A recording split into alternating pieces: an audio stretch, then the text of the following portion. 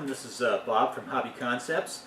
Part 2 of my Tamiya Tiger tank rebuild, my garage find Tiger.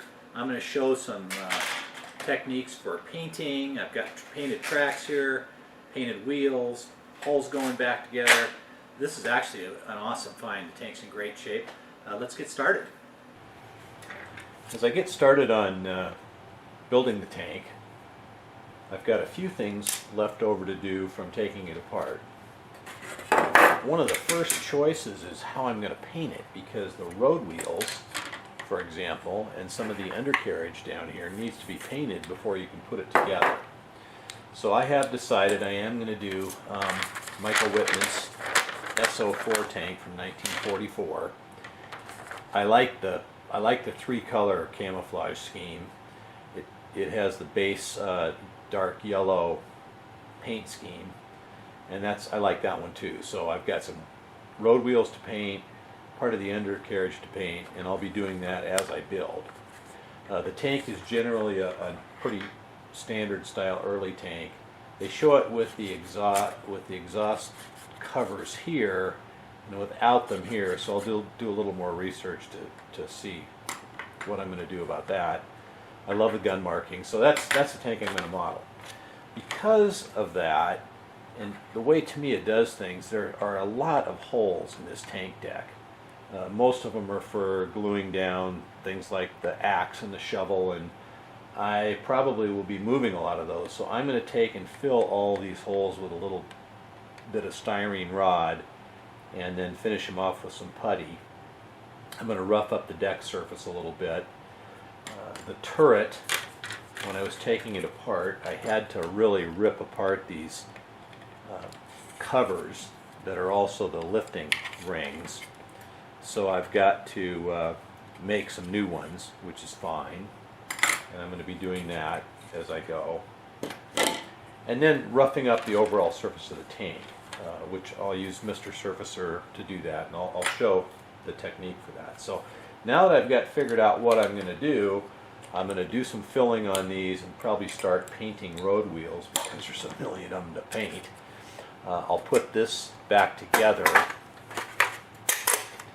and paint this area here before I put on the arms. Also, on the suspension arms, as I was taking them apart, I broke one.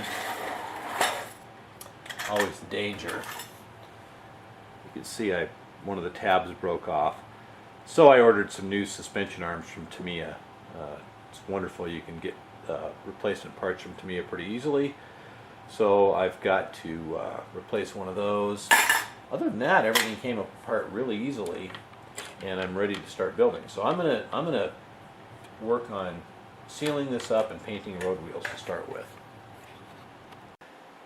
As I work on cleaning up this deck, filling the holes, just wanted to show you real quick one of the tools I've got. This is a God hand ceramic scraper, and it just draws across the surface and scrapes away plastic. I use it mostly for cutting mold lines off, but it's wonderful for getting off like this old cement and raised areas that glue was on.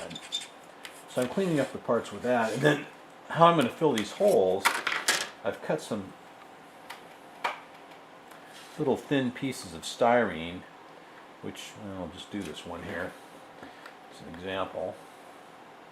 A little Tamiya extra thin cement, and I'll just glue that down. And then I've got some styrene rod, and I've got various sizes, and I'll just cut a little piece of styrene rod here and glue it in the hole. Once it's dry, then I'll cut it down.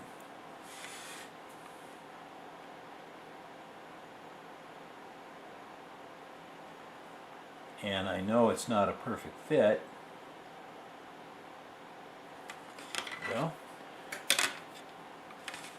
But but I will finish it off with Perfect Plastic Putty, which is a product I really like. So I'm going to fill all these holes that same way. Patch on the bottom, little piece of styrene, let it dry, cut it down, and then putty it.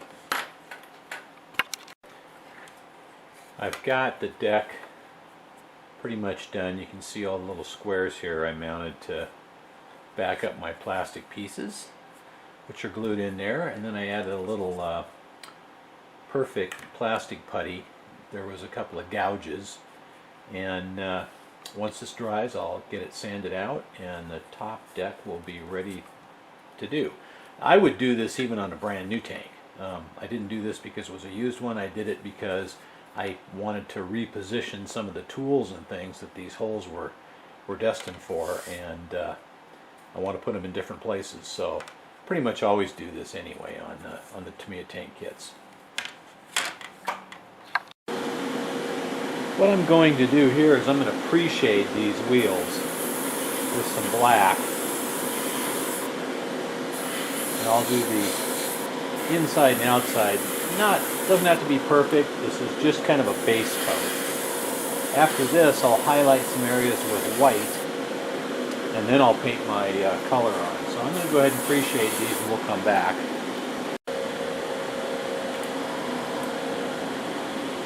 See, I've got my road wheels painted black. I drilled some holes in a piece of 2x3 to hold them. So now I'm going to pre-shade them with some white. So this doesn't have to be very nice at all. It's just to give the color some depth when we spray the color coats on.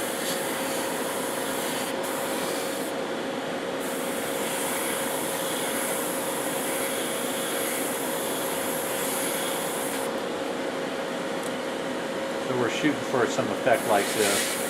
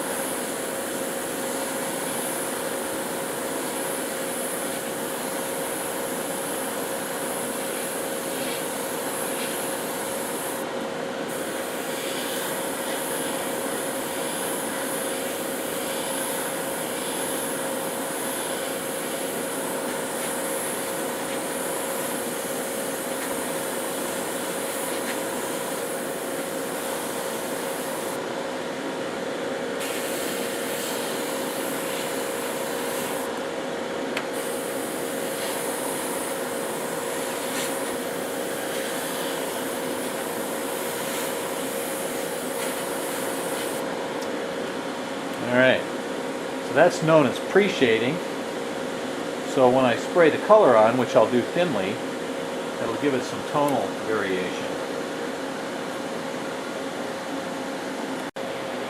Got my pre-shading done, and now I'm going to paint these with XF60, which is dark yellow, and that's my base color.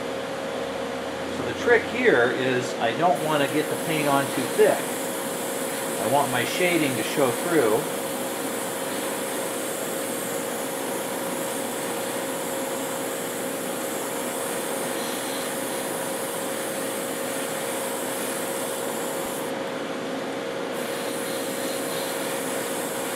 I love painting tanks because you don't have to be perfect.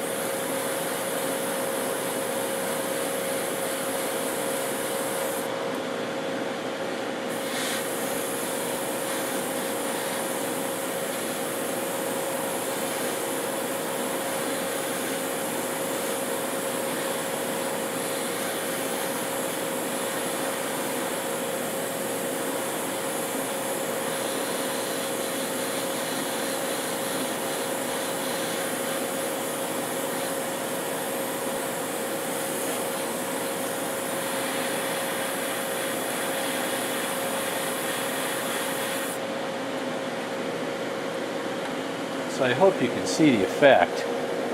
The colors are blended, and that's what I'm shooting for.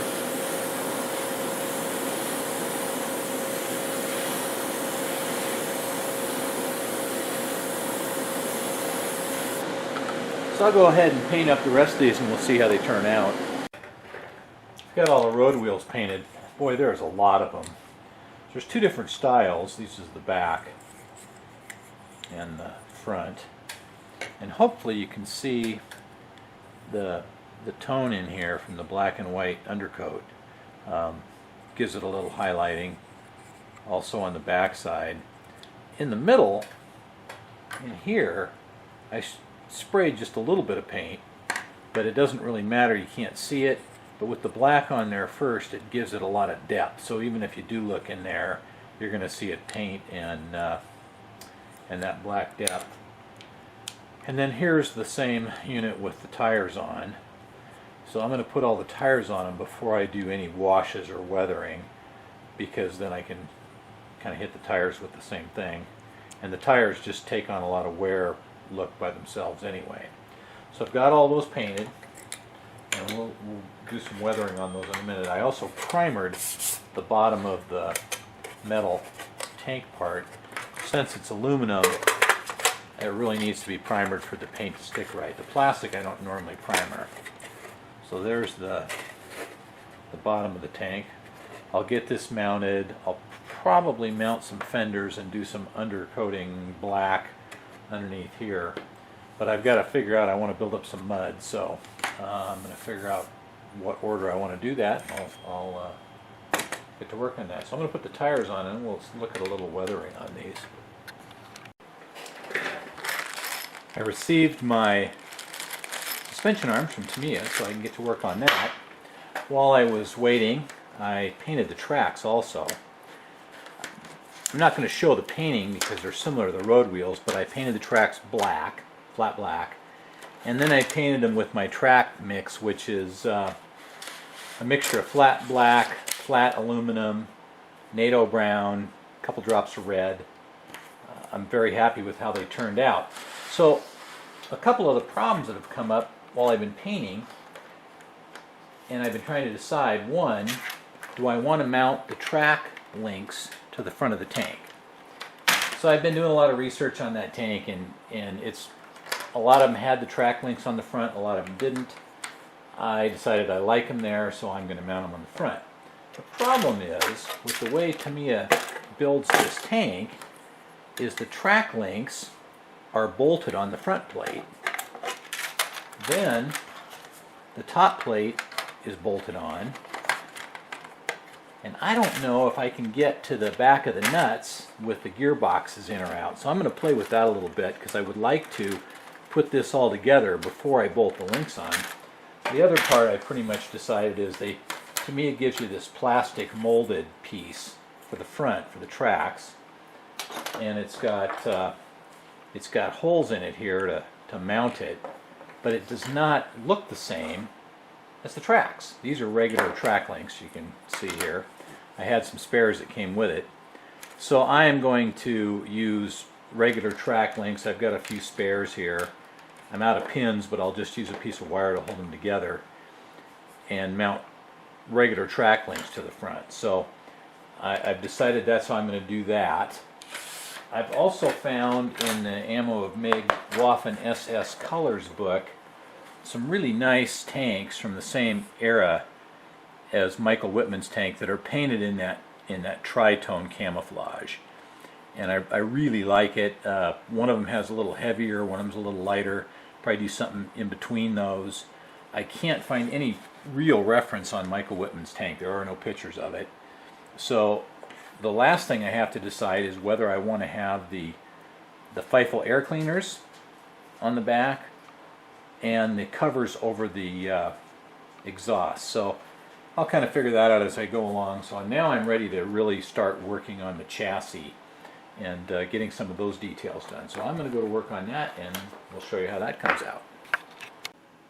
Okay, here's my top deck. You can see some of the areas I filled. And I talked earlier about surface work on this part. What I like to use is this Mr. Surfacer 500. It's a very thick non-self-leveling paint, and I just brush some on, and then I'll stipple it with the brush. I just have this crummy old brush I use to give that surface the cast appearance. In this scale, the plastic is just way too smooth. So I'm going to go over all the areas on the tank that are cast, and I use a little bit of thinner sometime, Mr. Color thinner, just to keep the paint from drying too quickly. So you see I've got a tiny bit of it here in my palette. Just mix it up.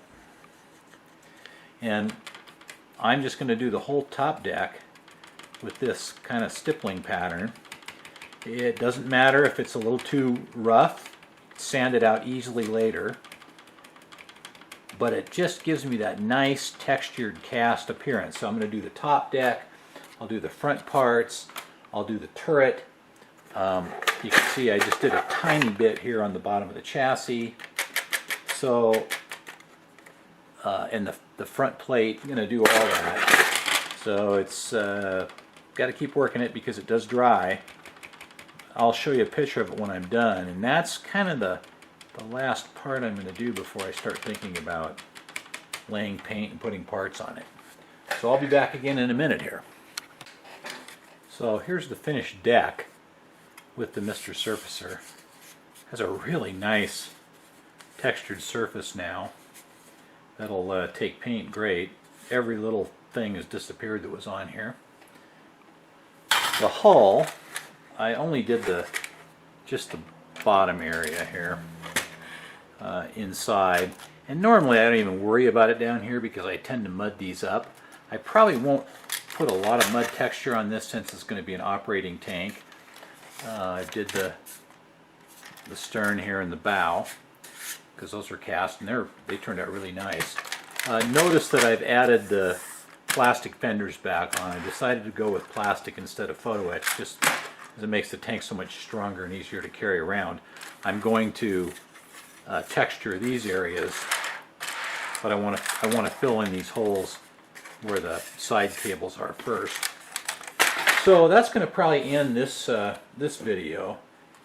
You'll notice I didn't texture this because what I'm going to do in the next video is I'm going to cut these off and build these beautiful photo etched fenders from Auber.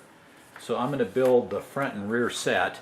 I'll probably do a separate video on how to solder photo etch.